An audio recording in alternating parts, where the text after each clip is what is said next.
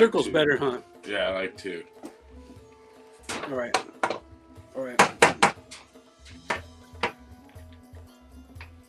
You're recording, right? Yeah, actually, we started recording a long time ago because I don't want to fuck it up again. Stupid. I almost hit end recording. All right, where are we at?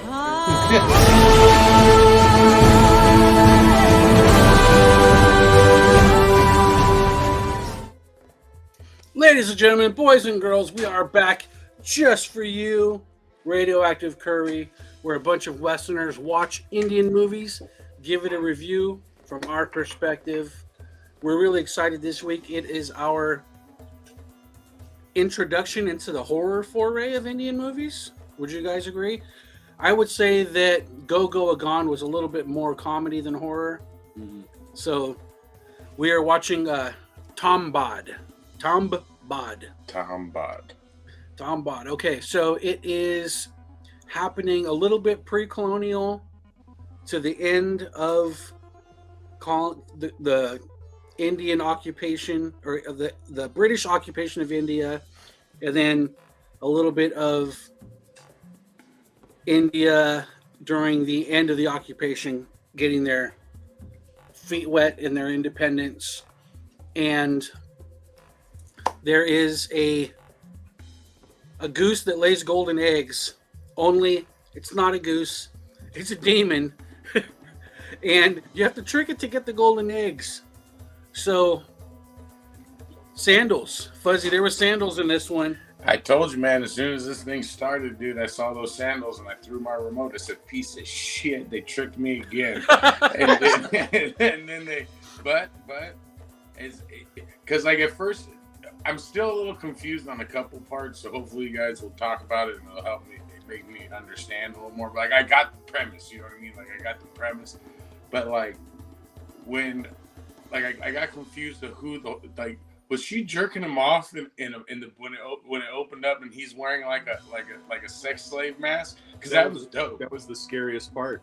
That I was like, if I'm going out, that's how I want to go out too, dude. Like, you know, and then she was like ashamed or whatever what they did.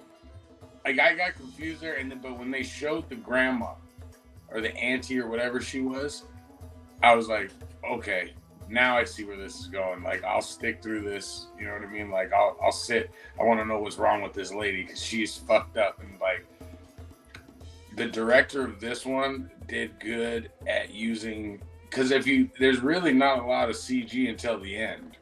You know, like there's nothing. It's all practical. So great lighting. You know what I mean? Dimmed everything down to where it's like, you know, you eat. Like, Was there even any CG?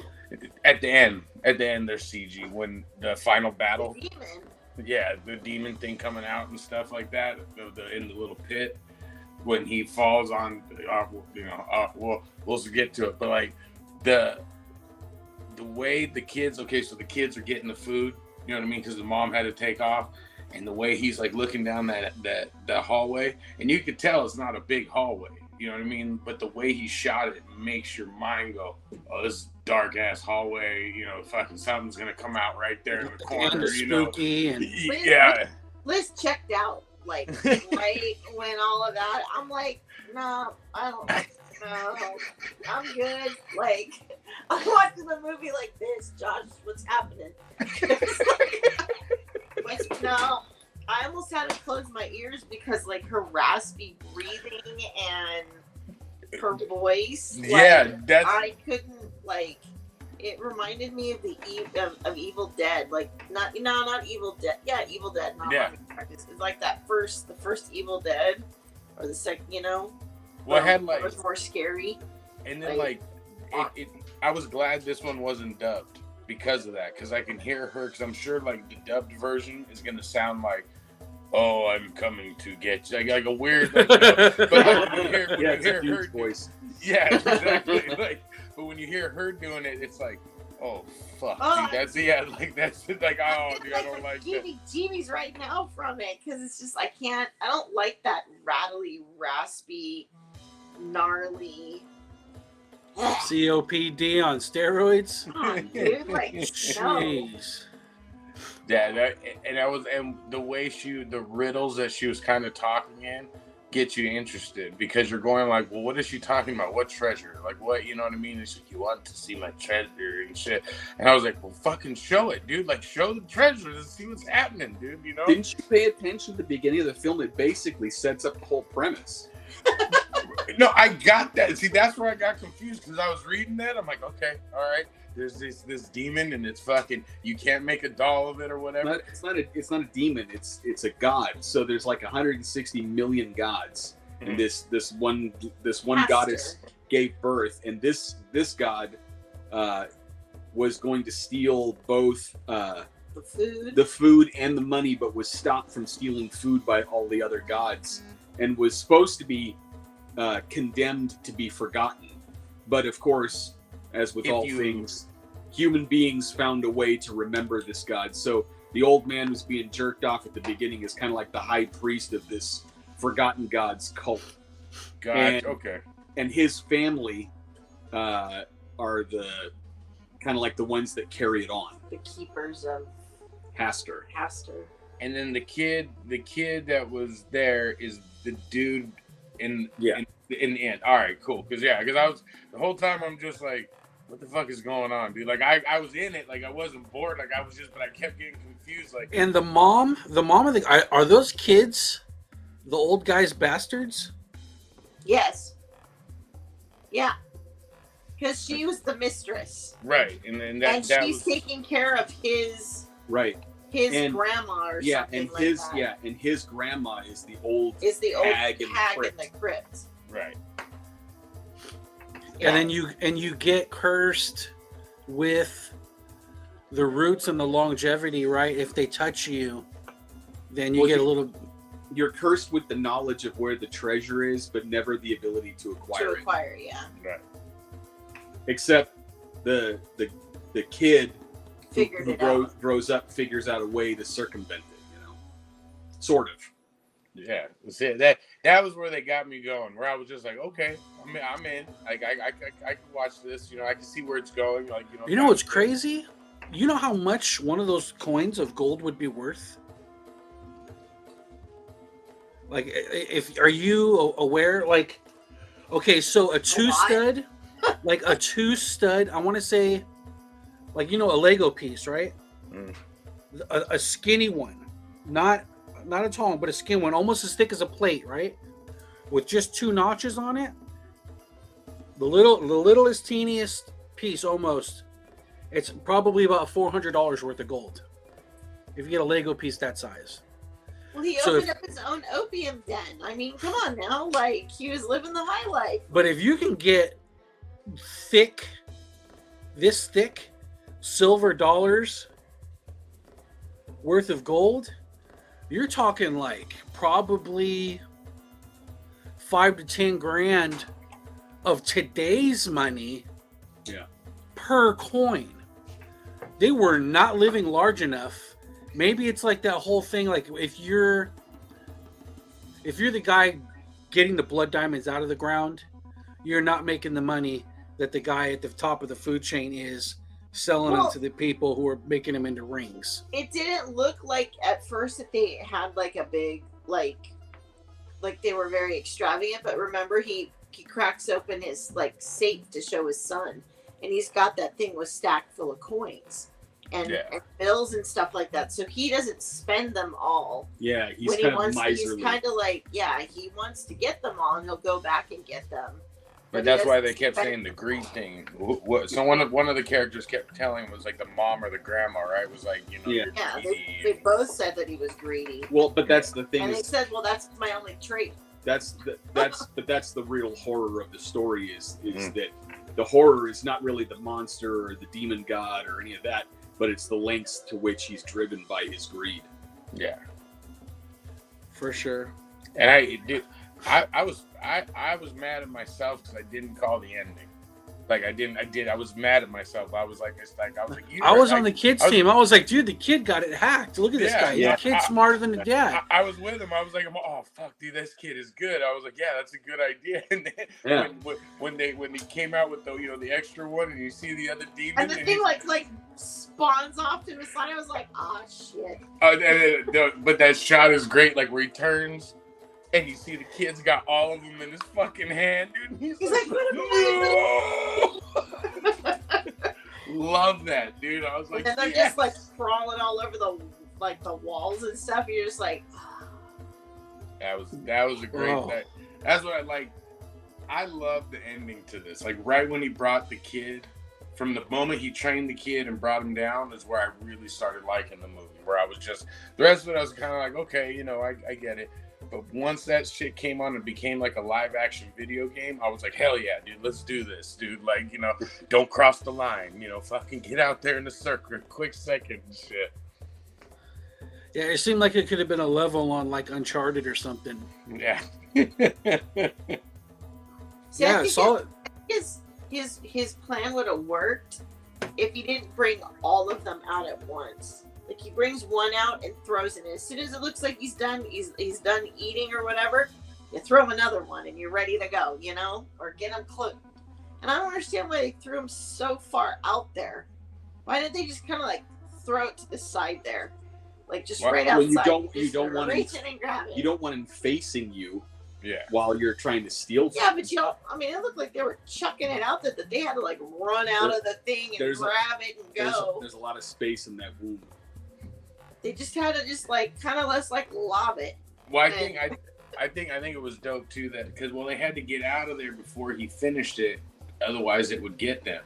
Because the only thing that was protecting him was the salt, so that was part of the idea is that you throw it far, so he has to go far. But then they would reach over there, open his fanny pack in his ass, and then grab all the coins out of it. You know what I mean? And then as many as they could carry out and stuff, and then get out. But even who did he trick again? The guy that followed him, right? The old guy. Another guy that was supposed to get the opium like permit or whatever. I like that scene too. That was one of my favorite scenes too. Like the way he just set him up, like was just like, oh yeah, he came out, showed the coins as he came out the fucking thing, fucking homie goes down there and he just fucked him up and he's all sucked into the side. I was like, bravo. Yeah, digested into the woo. That was awesome, dude. I was like, that baby gonna be big. Yeah, but going back on what we have been enjoying about these movies, so there ain't no singing in this one. There's no dancing. There was no courtship of the woman or anything like that. We just had an original premise that they pulled off well, using a story that was, I want to say, inspired by their culture. I don't know how. I don't want to say fictitious it is because it's fictitious, but I wonder how much, like, the story pulls in from their actual mythos, and how much of that was like created by the writer and whatnot. Yeah.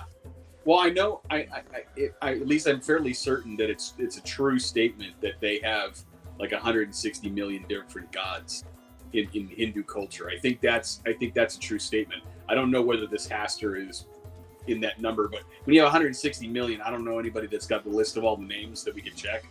So it'd be interesting to find out. Yeah, that the audience can tell us about that part, because that was like again, I read as much as I read the whole thing, and I still got lost because I was like, well, is this the fucking god, or is and then when the demon finally came out, I was like, oh, okay, so this is the god. And then I was like, no, wait, this ain't the god, this is the demon. And I was like, you know what, fuck it, I'm just going with it. There's a thing that comes out, I don't need to know the backstory. Let's just watch what happens and shit. It was good. It was a solid movie. I liked it. I liked the originality of it. I liked that it didn't that all of these movies have been breaking the formula of Western movies for the most part, or at least the modern formula of Western movies. And this one even broke the formula of the Indian movies. So it was its own, the originality of these ones, of Andhadhun, the the caper in that one. They're great. I'm having a really good time doing this. The last 2 weeks, as we've been kind of going through the holidays and reshuffling and trying to get our arrows in alignment and get focused back into getting some kind of semblance of regularity with this, I find myself like, oh my god, what am I gonna? I gotta find an Indian movie to watch. Like, what's it gonna be? Because a lot of these ones I binged like in a week when we first had seen Bahubali, because I was just like, these are so good, and now I don't have anything in the chamber anymore. So, well, we gotta go through. Did we try putting up the one that Liz suggested, that Vikram? We could do mob Vikram. one. Yeah, let's do the mob yeah, one. it's a That's mob it, one. right? From what I heard in our comments, because they talked about, because they heard her talk about Vikram, and they said that there's a movie before Vikram. Vikram is the second in a series. Oh, okay. So we could do Vikram, but tonight, and I'll shoot it off. Yeah. Yeah. I would love to know what how I mean, the first piece of that. I think that's a good idea, because I mean, we've gotten the typical Hindu, and then we got to watch the amazing Hindu, and then we watched the horror comedy, and now we watch horror. Let's watch Mafia next. You know what I mean? Like, let's keep it going, so we're not just watching. So I promise you, I'll watch Swords and Sandals. I made you guys watch 4 Weddings and a Funeral. I will let you pick a Swords and Sandal movie, okay, dude? I will. I promise. But like, I'm down for Mafia. That sounds cool. Cool. All right, so let's rate the movie. I never go first, so I'll go first. I think it was a solid horror. It wasn't bad. I like it. The originality was cool. I didn't see any holes in the production value or anything. There were some spots that seemed to drag, but they didn't seem to drag because I felt like they could be edited out and they weren't necessary. It all seemed like it needed to be there. So I want to stick this one at a 7. And 7's, that's a good one for me for sure. Anybody else? Go for it. You guys. Okay, so I always like, the creep factor on this one for me. Like I said, for that part, like that whole granny scene, and no, she's pulling that thing up. No, so it traumatized me. So it gets points for traumatizing me. But I mean, it's a 7 for me too. But I always try to compare it, because some people are like, well, what's it gonna be like? There is, like, for Western movies, and the only comparison that I could think of with some of that was the original Evil Dead, like the creepy, like, man, you're gonna, you know what I mean, like just some of the shots, or some of the way that you build the horror up in your head, and you're not sure what's gonna happen, and just like I like the practical effects when the tree grows out of her and you see the heart, and I'm like, no, see, I told Josh, you don't open up a door that you see tons of roots and spider webs. It's got like a cocoon. No, fuck that. I'm out. No. It's when you burn it first. You set it on fire. Exactly. And I sort some shit out later. But it did give, it's a 7 for me, but I don't, horror for me is starting to get real sketchy for me, but so that means it did good. I liked it. I don't know if I'd watch it again, but I did like it for what it was. Yeah. I had a quick question. Was the lead actor in this, was he the same that played Bahubali? Is that the same guy? I don't think so. I don't know. I can look it up while you guys are. I kept wondering about that, because to me he looked kind of the same, but maybe that's just maybe it was the brother. He looked like the brother in my Bahubali. old ass. No, he didn't look like the brother. He looked like Bahubali. But anyway, so I thought this movie started off strong. The whole scene with them caring for the hag, the grandma, that really was like the creepy part. I thought, okay, this is going to be really like kind of terrifying, like scary and stuff. And then, like Fuzzy said, the second part after he grows up, it really like tones down. You know, when the grandma is like part of a tree, she's no longer really a threat. So it's just kind of creepy, but not really. And then when you finally encounter Hasker, he's already got stuff set up in place so that Hasker can't really hurt him. So even though this forgotten god is like meant to be terrifying, it's not really terrifying until the very end, where they try to, you know, come up with a scheme to get the loincloth off, and then it turns out that Hasker duplicates himself for every one of these little doll, like rice dolls that they make. So it was a pretty interesting concept. It wasn't as scary as I thought it was going to be. But you know, in terms of like rating the film, I'm always thinking like, how does this stack against the previous movies that we've seen from India? And this one's going to be on the lower end of the spectrum. I mean, when you're competing with films like RRR and Andhadhun, it's hard to compete with those movies. Those movies are so damn good. And I don't think it's even as good as Bahubali. I think it's probably in the same range as Go Go Agan. So I think I gave Go Go Agan like a 7. I think I'd be pretty comfortable giving this one a 7 as well. I'd be more interested in finding out like more of the mythology aspect, because it seems like for a lot of these movies, they tie it into the mythology. Oh, and I forgot Brahmastra. You know, there was a lot of the mythology involved in that too, and so it would help if I had like a primer on those things so that I could connect the dots better. You know, when we watch movies that have to do with the history of the West, you know, and there's things like Christianity involved. Those things we're familiar with, so we understand where they're going when they talk about Jesus or Mary. And when they take liberties, yeah, and we could figure that stuff out. But like when we watch these Indian films, at least for me, I'm pretty far removed from the mythology aspect, so I'm only just barely scratching the surface, like getting it. Like, okay, I think I kind of remember something about that, but I'm pretty detached. So, but anyway, I enjoyed it. I think it's a 7. I might watch it again in the future once I do some more reading into the background of it, so that it might make a little more sense to me. We gotta give this to my dad to watch. My dad, this is a Ray Steinert movie. Yeah. This is definitely in there. how would he do with the subtitles? Oh, he'd be fine with it. He'd be fine. Okay. He's watched some pretty rough movies. I've sat through a couple of really bad ones with him, so he loves this stuff. Good times. All right, so Liz. I can't believe I'm the guy, dude. I'm gonna give it a 6, dude. Like I am not much lower than you guys, but like I agree with everything that Jaded Geek said. I feel almost like when you were saying it, it's literally how I feel.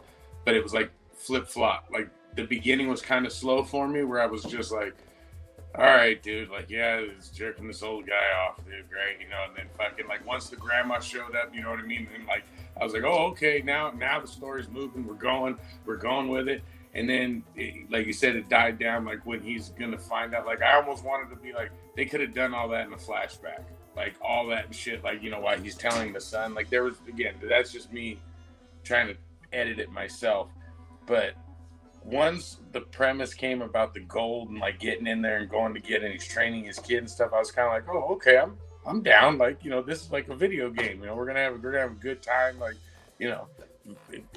So, but as far as The like, lead up. Yeah, like the lead up, and even like watching it again, I sent it to a couple friends of mine I thought would dig it. Like, and they did. They thought it was pretty good. They were like, oh, that's pretty cool. Like, it was creepy and shit. Like, it wasn't scary. It was creepy. Like, you know what I mean? Like, it was just like you not so much that she needed a shower afterwards, but like, you know, you're just like, oh God, dude. Like, no, dude, I don't know if I would be the guy to go in there and fucking go do that and grab the fanny pack off the guy and fucking get the coins. Like, you know, but I just wasn't as there was no danger until the moment they pulled out. Like I said, it's like that last 20 minutes or 10 minutes when they pull out the other dolls and you see all the fucking things. Like, that was right when I was like, oh shit, okay, here we go, dude. Like, this is gonna happen. And I had to like pause it, I think, to go to the bathroom or something. And when I walked away, I'm like, there's only 20 minutes left? What the fuck, dude? It just picked up, dude. Like, it finally started going somewhere. Yeah. So I'm giving it a 6, dude. I'm sorry. You don't got to apologize, man. It's okay. What did we give to his Christmas movie? Like a -4? Yeah. That's right. Well, I'm just saying, like, I was like, fuck, dude. Like, I tell you what, if the next time I make an Indian movie, if you give it a 6, then you can apologize. But all right. and I will be honest too. I promise you, dude. I'll be like, you know what, dude? I love you. Fuck, that sucks. I've only lied to 2 people in my life about films that they've done, and it was always at the premiere. Because the one thing I will not do is pop someone's bubble once, you know, you're at a premiere, you've done it. Like, this is the show. Like, you don't need anyone popping your bubble. Call me in 2 days, and I'll tell you the fucking truth, you know, kind of thing. Like, that's what I always say. I'm like, it was in focus, dude. I'm proud of you, dude. Like, good times. All right, so Liz, you're gonna get us the I'll see what Vikram. the research. I didn't realize Vikram was like a sequel, so You know, it might not be. I might be misremembering, but I think somebody told me in the comments that Vikram was like the second part of an anthology of some sort, I believe. okay. I'll look did at you it. guys? Their version of The Godfather. Did you see the? I was gonna send it to you guys. I'll try to find it. But this thing called Looper. It's like a thing where they talk about like just movies and shit like that. But it's just. They had a subject of Indian movies that were remakes of American movies, and they had a Godfather, and I was like, oh, I want to see that. I was like, I want to see their version of the Godfather. That sounds dope. Like, but then We saw their version of Thriller. But did you guys notice, dude, that RRR is like? I don't know if you guys have noticed it. I have, because I'm in, you know, I know a lot of people in the community. Big. Little by little, people have been coming up to me. Hey, Nick, man, have you heard of this movie called RRR? I'm like, I've been talking about it for fucking ever.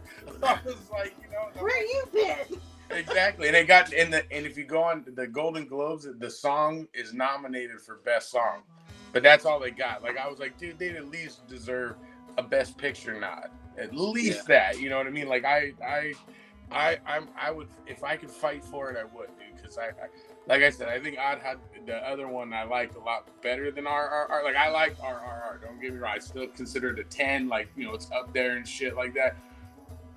But I was like, if I had to choose between the two, I like the Odd Hadan one. But since it was made in 2018, we can't put that for Best Picture. So let's do RRR, dude. Like, I think it needs an Oscar. Like, somehow. Either in acting or like, but the thing, have you seen the stuff that they're trying to sell to the Academy to pitch? If I could find it, I'll send it to you guys. Oh no, dude, no, it's not even that. They're showing the worst scenes of that movie in their little trailer part. Like, it's literally like every scene is the part where they're like, the 2 dudes they're hugging and they're dancing and shit. Like, if you were watching just this trailer, you'd be like, what the fuck is this, dude? Like, it's like the part where they're dancing, you know, and they're doing the fucking, and then all of a sudden, the last clip they show is him, my favorite part, where he's got the arrow and it's going through the fire and it goes through the guy's neck. Like, that's the only action scene they show. And I'm like, you could show like 20 other ones, dude. The car flying with all the fucking things coming out of it. That'd make everybody want to go see it, dude. Like, what the fuck, man?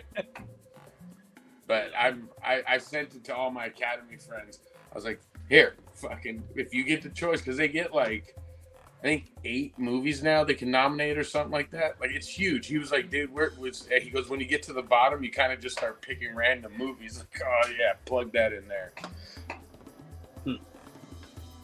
I can see it. I can see it. All right. Thanks for watching Radioactive Curry. Love, peace, and chicken grease, ladies and gentlemen.